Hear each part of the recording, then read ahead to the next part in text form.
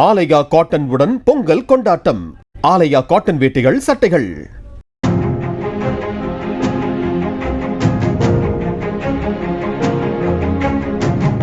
Thailand நாட்டின் பட்டாயாவில் பாலியல் தொழில் சட்ட ரீதியாக அனுமதிக்கப்பட்டுள்ளதால் அங்கு இரவு நேரங்களில் பாலியல் தொழிலாளிகள் சாலை ஓரம் நின்று அழைத்து தொல்லை செய்வது வாடிக்கையானது என கூறப்படுகிறது.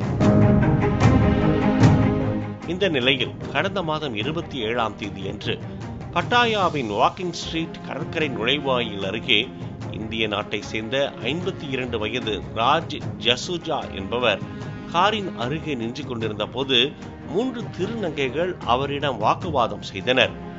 ராஜ் ஜசுஜா உல்லாசத்திற்கு அவர்களிடம் சென்றுவிட்டு பேசிய பணத்தை தராமல் சென்றதால் இந்த வாக்குவாதம் ஏற்பட்டதாக கூறப்படுகிறது.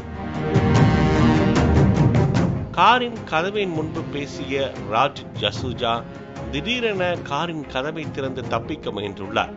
அப்போது அங்கிருந்த 3 திருநங்கைகளும் காரின் கதவை விடாப்பிடியாக பிடித்து தப்ப முயலாதவாறு செய்தனர்.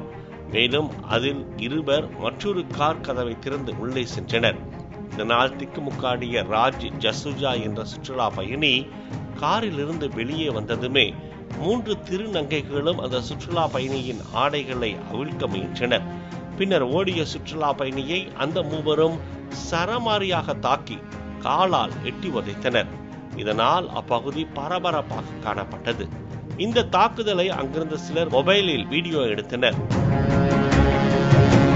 முகத்தில் இரத்த காயங்களோடு அங்கு கீழே அமர்ந்திருந்த சுற்றுலா பயணியை பார்த்து அங்கிருந்தவர்கள் போலீசாருக்கு தகவல் தெரிவித்தனர்.